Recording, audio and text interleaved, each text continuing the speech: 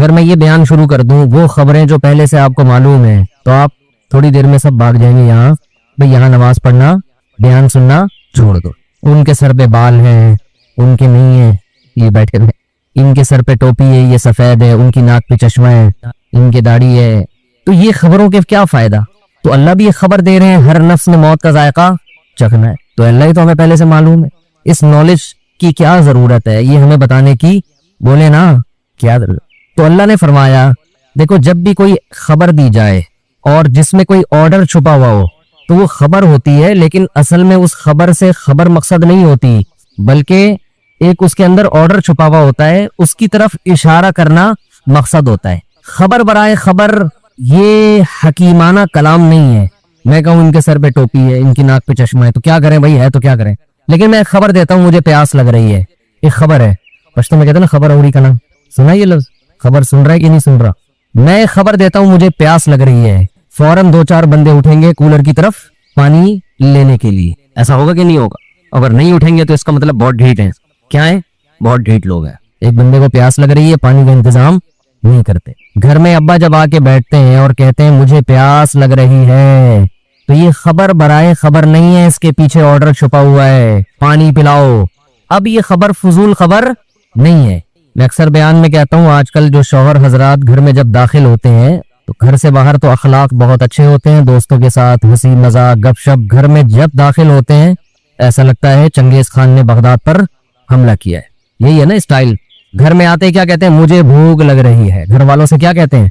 मुझे, ये तो न्यूज है ना, ये समा पे चलनी चाहिए ये पट्टी, क्या आपको क्या लग रही है? भूख लग रही है, खबर है।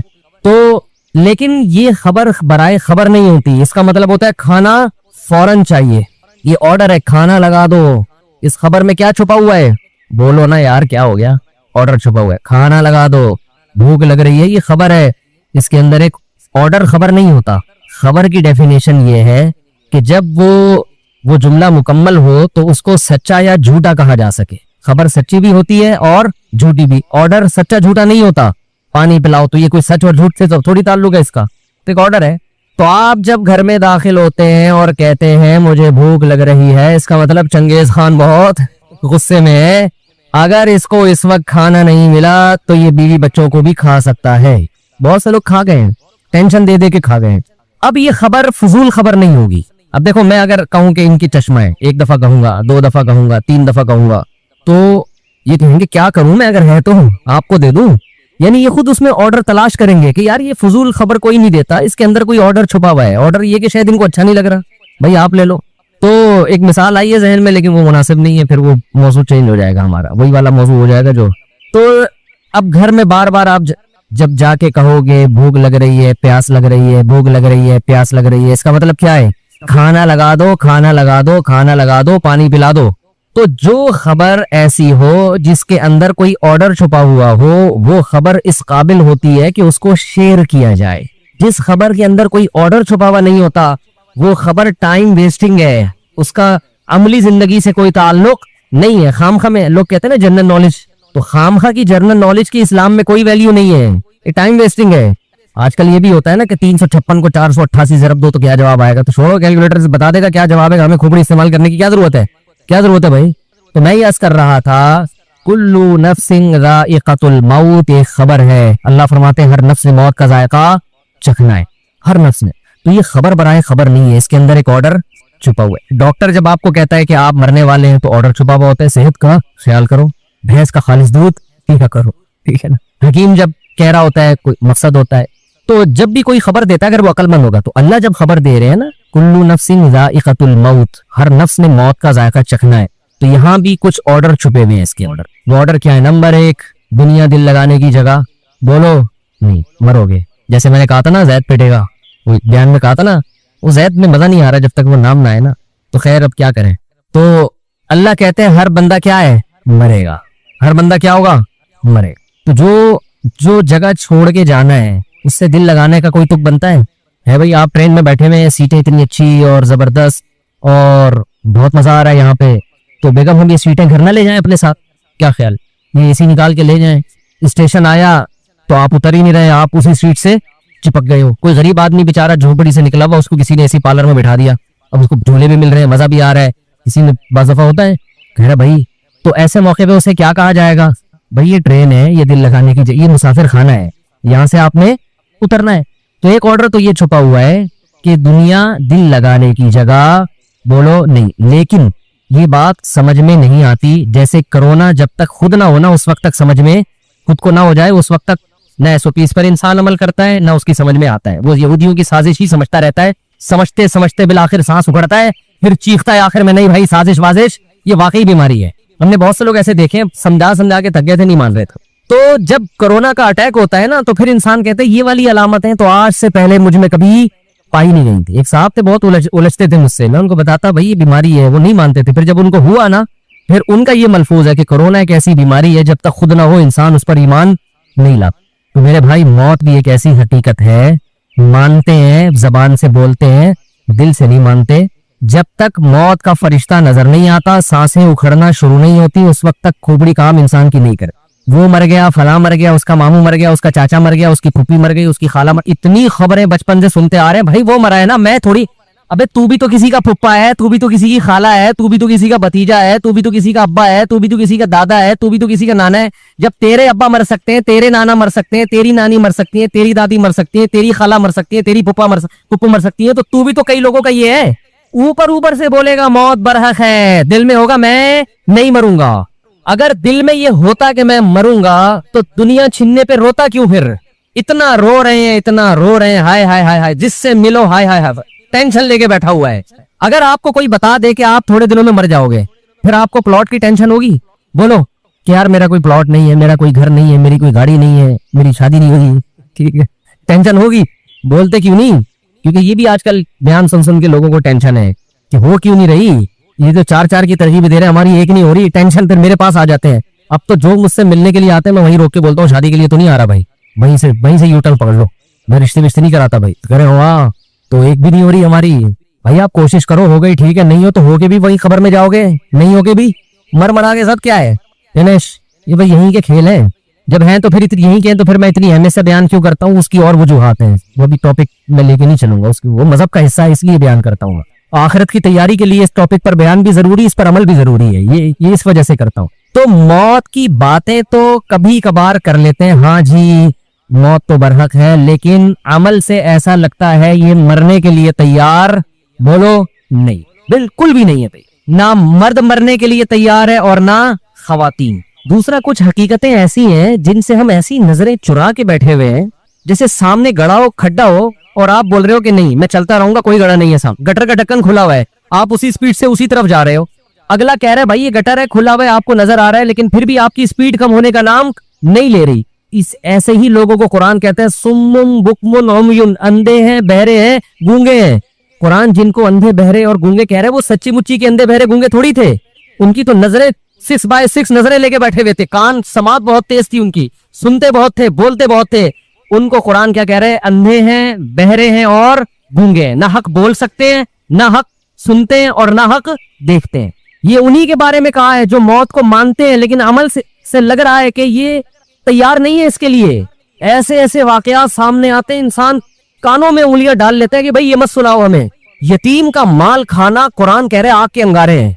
बाप मर गया ना, यतीम बच्चा है, कुरान क्या कह रहे हैं? क्या खा रहे हो? आग के अंगारे।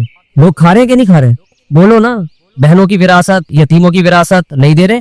देखो कुरान ने ना माली मामलात पे बहुत वईदें बयान की है। मैंने देखा है लोग नमाज रोजे में किसी हद तक आ जाते हैं पैसों में, क्योंकि आखिरत को भूल गए। नमाज से दुनिया नहीं जाती ना भाई, नमाज पढ़ने से दुनिया का कोई नुकसान नहीं हो रहा, थोड़ा टाइम निकाल के मुजाहिदा करना पड़ता है। पैसों के मामलात में आपकी दुकान बंद होती है, नमाज में तो 10 मिनट के लिए दुकान बंद करनी पड़ेगी ना, कोई बहुत बड़ा नुकसान तो नहीं है। लेकिन जब आप पैसों के मामले में क्लियर होके चलोगे तो लाखों करोड़ों रुपए से हाथ धोने पड़ते हैं आपको। यहाँ आके लोग दुनिया को मुसाफिर खाना समझना छोड़ देते हैं। पैसों में जो आदमी एक नंबर होगा, इससे पता चलेगा कि ये दुनिया को वाकई क्या समझता है। बोलो बोलो ना यार जोर से। ये मुसाफिर खाना समझते हैं, इबादत से नहीं पता चलता। हमने बड़े बड़े दुनिया की मोहब्बत के मरीज, बड़े बड़े करप्ट लोग देखे रमजान के पूरे रोजे रखते हुए। हमने बड़े बड़े 2 नंबर 5 नमाजें पढ़ते हुए देखे, हज करते हुए देखे हैं। इंसान की दीनदारी का और इस बात का कि ये आखिरत पर यकीन रखता है, सबसे पहले पता चलता है कि माली मामलात में पैसा देना किसी को बहुत मुश्किल काम है, अपना नुकसान करके। मेरे पास सुबह शाम केस आते हैं, वो 1 करोड़ खा गया, उसके 2 करोड़ खा गया। जो खाया होता है मैं उससे बोलता हूँ दो, इस पे कह रहे कहाँ से दूं, घर बेच के दो। भाई मैं क्या रोड पे आ जाऊं? मैंने कहा जिनके पास जाती घर नहीं है क्या रोड पे सो रहे हैं वो सारे? बोलो ना क्या हो गया भाई, किराए पे रहो ना। नहीं जी मैं कैसे घर बेचूं, मैंने फला का 2 करोड़ देना है, 3 करोड़ देना है, मैं घर क्यों बेचूं? पूरे हरामखोरी के मजे उड़ाएगा है भाई। घर भी अपना रहे, गाड़ी भी ना बिके, सब कुछ हो, और फिर इजाफी कोई तुक्का लग गया तो फला का कर्जा अदा कर दूंगा मैं, क्योंकि मेरे बिजनेस में लॉस हुआ है। समझते नहीं हो मेरा ख्याल है, ये हो रहा है मार्केट में, बिजनेस में लॉस हुआ, मैं कहां से तू देगा? आजकल मेरे जबान पे बाप का लफ्ज चढ़ा दिया उस बंदे ने, तेरा बाप भी देखा, मकान बेच दे कर्जा फला का।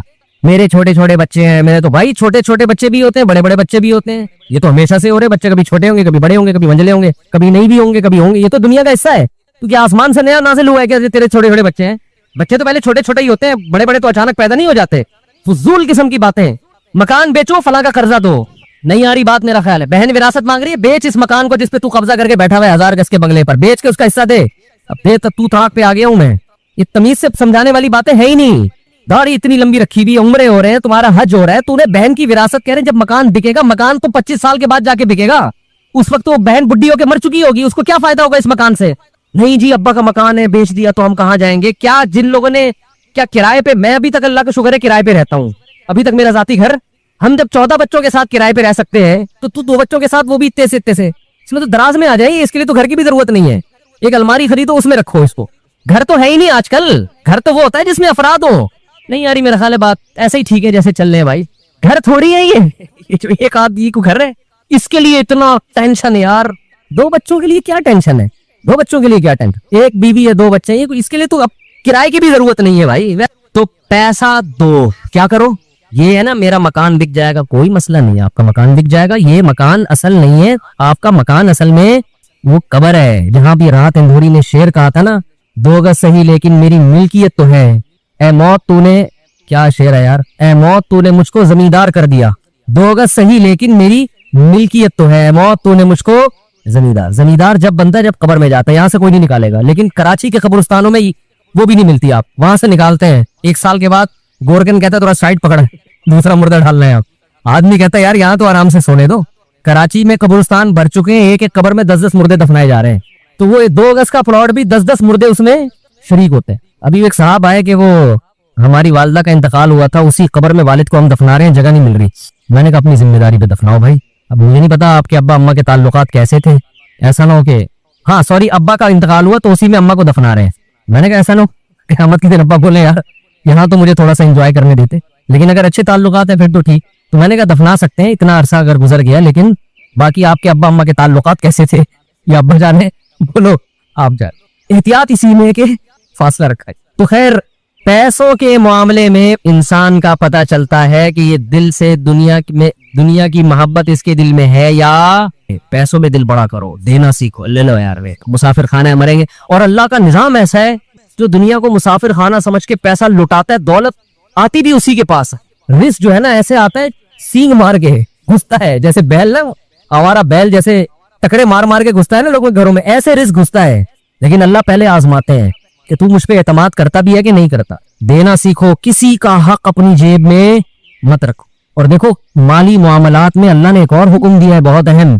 अच्छा लोग ये भी देख रहे होते हैं फला को जरूर, मैं अपना 2 करोड़ का मकान बेचूंगा तो फला को जरूरत क्या है, वो तो इतना खाता पीता आदमी है। वो भाईजान जब किसी का पैसा आपके जिम्मे होता है तो आपने देना है उसको, वो चाहे जरदारी क्यों ना हो, ठीक है ना। उसको जरूरत है ये नहीं है शरीयत में, आपने देना, विरासत देनी है। एक भाई करोड़पति, अभी एक वीडियो वायरल हुई थी, पता नहीं सही है गलत है, कि वो बहन विरासत मांग रही थी, उसको भाइयों ने कोटा, मुझे नहीं पता वो सही है फेक भी होती है चीजें, या बाज दफा केस कुछ और होता है बना कुछ और दिया जाता है, लेकिन बाज दफा ऐसा हकीकत में होता भी है। बहुत से इलाकों में बहन विरासत नहीं मांग सकती, उसे पता है मेरे नमाजी परहेजगार भाइयों को गुस्सा बोलो आ जाए, दिल बड़ा रखो, दो बगैर मांगे दो। रोड पे आ जाओ, खुदा की कसम किसी को हक दे के इंसान गरीब हो जाए, इसमें सुकून ज्यादा है। आदमी का यार एक पैसा किसी का मेरे जिम्मे नहीं, अल्लाह खिलाएगा, इसका अपना मजा है। और फिर अल्लाह ऐसा खिलाता है चिपड़ फाड़ के।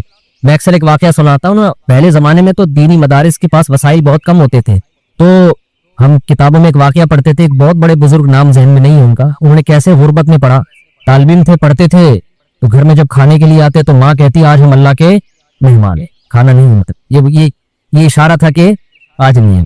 अल्लाह के मेहमान का मतलब कुछ भी नहीं मिलेगा, अल्लाह ही खिलाएगा, रूहानी तौर पर खिलाए। बच्चे भी बड़े नेक होते थे, चले जाते। एक दिन इसी तरह गए हैं, अम्मा कुछ खाने को है? उन्होंने कहा हाँ है, रोने लगे। उसने कहा अम्मा जब तू ये कहती थी ना आज हम अल्लाह के मेहमान हैं, इसमें ज्यादा मजा था।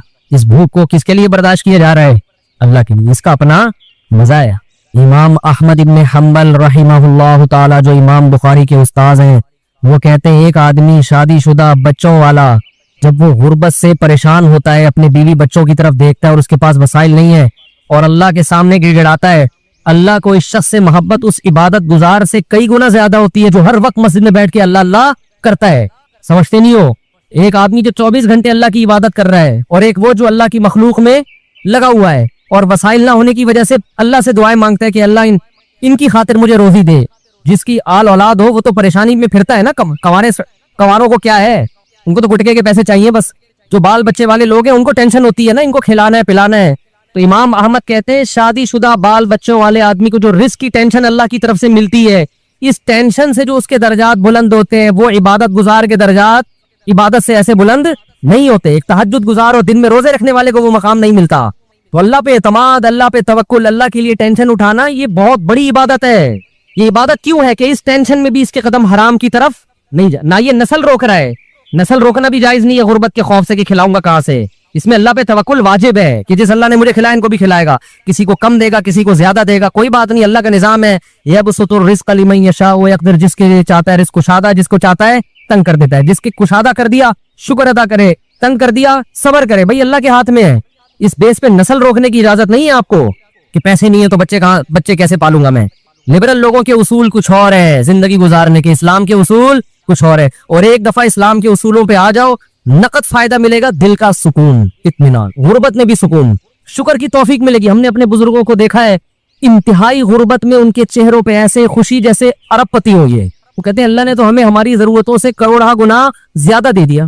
कहते हैं हमें तो जरूरत है 2 वक्त की रोटी की, लेकिन अल्लाह 3 टाइम खिलाता है।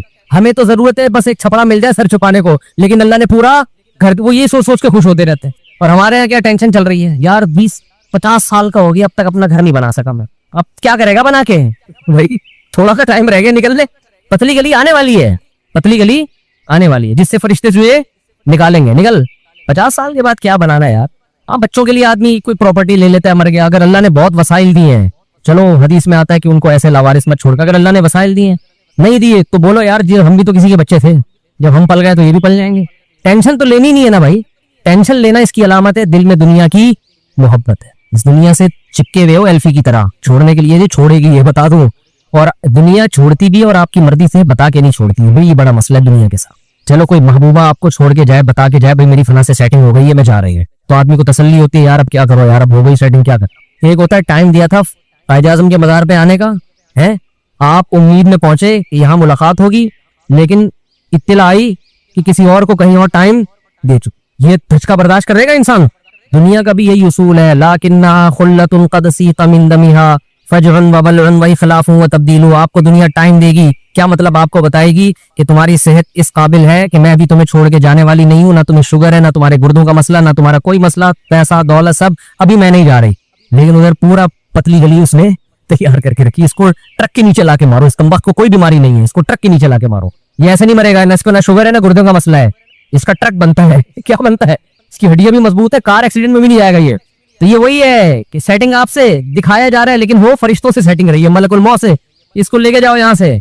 जितने लोग मरे हैं ना, इनमें 99% वो थे जिनका पहले से मरने का कोई प्रोग्राम नहीं। अभी एक दोस्त हमारे आए, उनका 36 साल का जवान भाई, अल्लाह ताला मग़फ़िरत फरमाए, 2 दिन टाइफाइड हुए और इंतकाल हो गया। ना इससे पहले कोई बीमारी, इतनी मौतें हो रही हैं, और कोरोना भी कह रहे हैं नई शक्लों में आ रहा है, जो इंडिया में तबाही मचाई थी, वही तो उसका थोड़ा सा एहतियात भी करनी चाहिए। वही बात है भाई, कब तक छुपोगे पेड़ों की आड़ में, कभी तो मिलोगे लुंडा बाजार में। तो अल्लाह और जो फरिश्ते हैं ना, मौत का फरिश्ता, वो भी हमसे कहता है बेटा तू जितने भी जिम कर लेना, जा जाके वीडियो स्विमिंग, जिम, घोड़ा सवारी, शादियां वादियां, कब तक छुपेगा पेड़ों की आड़ में, कभी तो मिलेगा लुंडा बाजार में। तारिक रोड जैसी पैंटें मिल रही होती हैं आधे से भी कम रेट पर, तो बहुत से लोग वहां पहुंचते हैं, उस पैंट को पहन के कहते हैं कि हमने कहाँ से खरीदी है, तारिक रोड से खरीदी। लुंडा बाजार एक ऐसी जगह है जहां हर आदमी जाता है, पकड़ा जा सकता है। तो ऐसे ही मेरे भाई, जितना मौत से भागोगे, जितनी सेहतें बनाओगे, जितना कोशिश करोगे जिंदा रहने की, मरेगा और कैसे मरेगा कोई पता नहीं है। बैठे बैठे हमारे एक जानने वाले खाना खाया उधर ही गिर गए, तो ये क्या है? तो कह रहे मुझे तो इस्लाम के बारे में इश्कालात शुरू हो गए। मैंने कहा आपने जिन से ये तकरीर सुनी है ना कि नेक लोग की रूह आराम से निकलती है, बुरों की मुश्किल से निकलती है, उन्होंने आधी बात बताई है, पूरी नहीं बताई। मैंने कहा ये तो सहाबा के दौर में, मैंने कहा अगर आप हदीसें पढ़ लेते हैं एक आयत से कभी थोड़ी मसला हल होता है। आप किसी की एक बात ले रहे हैं, दूसरे मौके पे जो उसने तशरीह की है वो आप नहीं ले रहे। मैंने कहा माज अल्लाह, अगर किसी की कोई मौत की किसी को बहुत तकलीफ हो रही है, ये उस माज अल्लाह उसके बुरे होने की अलामत है, तो ये तो फिर कुफर है। हदीस में आता है कि आप सल्लल्लाहु अलैहि वसल्लम को मौत की तकलीफ दूसरों से ज्यादा हुई है। आप सल्लल्लाहु अलैहि वसल्लम फरमाया ऊ आकू कमा यू आकू रजुलानी मिनकुम, मुझे बुखार में इतनी तकलीफ होती है जितनी तुम में से दो आदमियों को होती है। आप पर जब बीमारी आती थी ना, आपको तकलीफ दूसरों से ज्यादा होती थी। और अम्मी आयशा रजी अल्लाह ताला अन्हा फरमाती हैं कि नबी सल्लल्लाहु अलैहि वसल्लम का सर मुबारक मेरी गोद में था जब आपकी रूह निकली है, और आपको जी आपकी जो मैंने मौत की तकलीफ देखी है, जिस शिद्दत में आप जिस तकलीफ में थे, उसके बाद मुझे किसी की मौत की जो आसानी से कोई दुनिया से गया हो ना, उसके मरने पर मुझे कभी रश्क नहीं आया। रश्क का क्या मतलब कि भाई ये इतनी आसानी से चला गया, तो इसका मतलब ये ज्यादा अच्छा था, और माज अल्लाह आप सल्लल्लाहु अलैहि वसल्लम के अमाल कम थे, तो मुमकिन नहीं है ना। कहते ही मुझे कभी किसी पे रश नहीं आया कि आराम से मर गया तो बहुत नेक होगा। ठीक है ना, बहुत मुश्किल है समझाना। अम्मी आयशा फरमाती हैं कि यानी अम्मी आयशा की हदीस का मफहूम बयान कर रहा हूँ कि नबी सल्लल्लाहु अलैहि वसल्लम की मौत के वक्त जो तकलीफ की हालत थी, उसको जब से मैंने देखा है, तो अम्मी आयशा की बात का खुलासा ये है कि अब अगर मैं किसी को देखती हूँ ना कि आराम से रूह निकल रही है, यानी आराम से मर रहा है, दुनिया से जा रहा है, तो मुझे इस पर रश नहीं आता कि वो बहुत नेक होगा। क्या मतलब? इसका नेक अमल से ताल्लुक बोलते क्यों नहीं है। लेकिन हमारे यहाँ सारा मदार किस पर है? मरने के बाद शक्ल कैसी है उसकी? आड़ा तिरछा हो गया तो जहन्नम में जा रहा है इसका मतलब। और अगर मरा हुआ है, दांत खुले में, ऐसा लग रहा है मुस्कुरा रहा है, सीधा कहाँ जा रहा है? और भाई अगर खुदा न ख्वास्ता कोई लकवे का मरीज था, कोई फालिज का मरीज था, वो तो मरेगा तो उसका तो बेचारे का होगा, थोड़ा सा चेहरा भी टेढ़ा हो सकता है, कुछ भी हो सकता है, नेक लोगों का भी हो सकता है। तो मदार किस पर है? अमाल पर। और नेक लोगों को बाज दफा मौत के वक्त डबल तकलीफ दी जाती है। एक तो इसलिए दी जाती है, या तो इसलिए कि कोई गुनाह इनका बाकी रह गया होता है। अल्लाह क्या कहते हैं, भाई कब्र में जाने से पहले इसको हमारे पास धुला के लेके आओ, साफ सुथरा हो गया। अब हमारे पास आ रहा है तो अब हम नहीं चाहते कि इसके गुनाहों की गठरी हो, इसको पाक साफ करके ले। मैंने बड़े बड़े बुजुर्ग देखे जिनको आखिरी वक्त में बहुत मुसीबत में गुजरी उनकी, यानी जिंदगी के आखिरी अय्याम, बेटियों की टेंशन, किसी बेटी को तलाक हो गई, वो घर आ गई, कोई और मसला हो गया, तो बड़ी टेंशन में आखिरी वक्त, लेकिन वो जबान से क्या कहते थे? शुक्र, कि यार शायद अल्लाह ताला हमारे गुनाहों को माफ करना चाहे। औलाद की हदीस में आता है कि इंसान को उसकी घरवाली की तरफ से, उसकी औलाद की तरफ से, उसके जिस्म की तरफ से तकलीफें पहुंचती रहती हैं और उसके गुनाह माफ होते रहते हैं। हत्ता लकी अल्लाह ताहिरन मुतहरा, जब अल्लाह के पास आता है नीट क्लीन, बिल्कुल गुनाहों से पाक साफ हो गया। लेकिन ये तकलीफ होती है जिसमें सब्र की तौफीक भी मिलती है, क्योंकि अल्लाह दे रहा है ना तकलीफ, और अल्लाह सजा के तौर पे नहीं बल्कि कफारे के तौर पे, ताकि हमारे पास आए तो साफ सुथरा हो गए। तो इस तकलीफ में फिर सबर की तौफीक, इसलिए उलमा कहते हैं जिस तकलीफ में सबर की तौफीक मिल रही है, समझ लो ये रहमत है। ये क्या है? रहमत। ये अल्लाह आपको बनाना चाह रहा है कुछ। अब लोग कहते हैं ये वाली तकलीफ क्यों, वो वाली क्यों नहीं आई, ये तो बहुत ज्यादा हो गई। तो भाई अल्लाह से कोई नहीं लड़ सकता, वो जो दे रहा है वो उस पर सबर करो। इसी को कहते हैं तकदीर पर रिजा।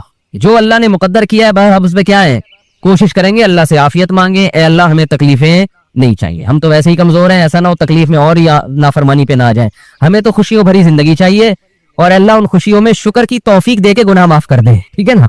जैसे लोग हकीम के पास जाते हैं, हकीम साहब के पास दो तरीके होते हैं इलाज के। एक तरीका तो ये कि भाई ये कड़वी गोली है, 2-3 खाओगे फिटफाट हो जाओगे, इसमें ये भी परहेज, ये भी परहेज, ये भी परहेज। और एक तरीका होता है दूध जलेबी खाओ, इलाज लंबा हो जाएगा, लेकिन वो दवा में क्या है? दूध जलेबी।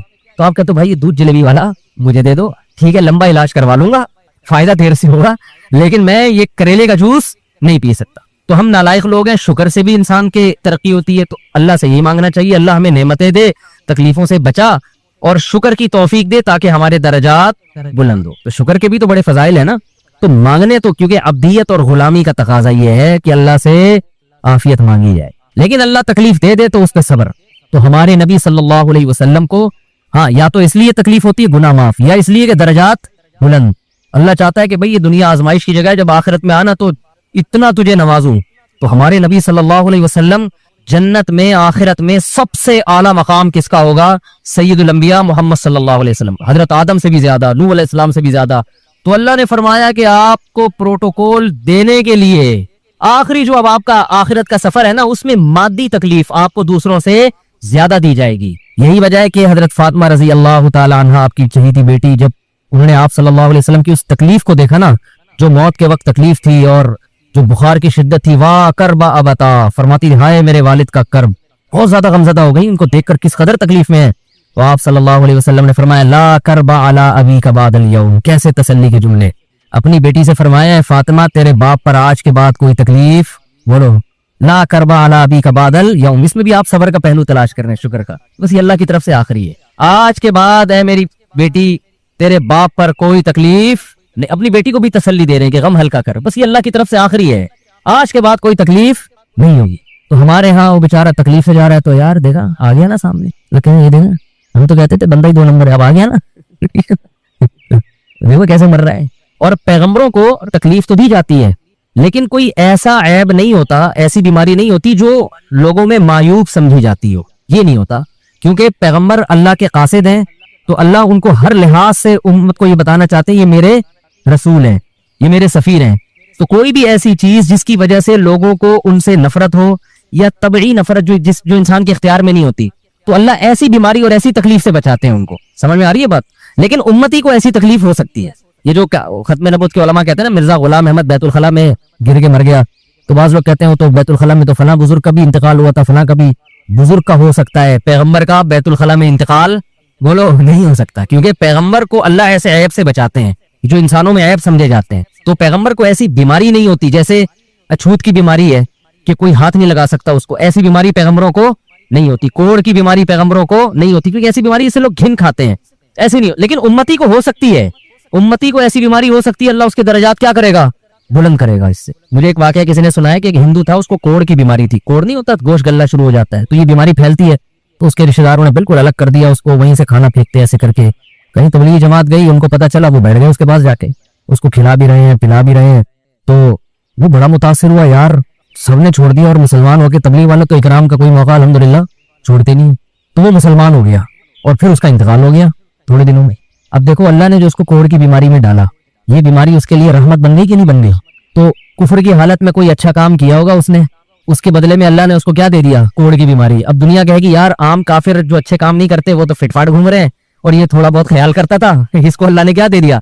भाई इसको दिया इसलिए कि अल्लाह को पता है कि जी कोढ़ में होगा तो तबलीग वाले आएंगे, इसकी आओ भगत करेंगे और ये क्या हो जाएगा, इस्लाम में दाखिल हो जाएगा। तो अल्लाह के काम है, ये अल्लाह ही बेहतर जानता है।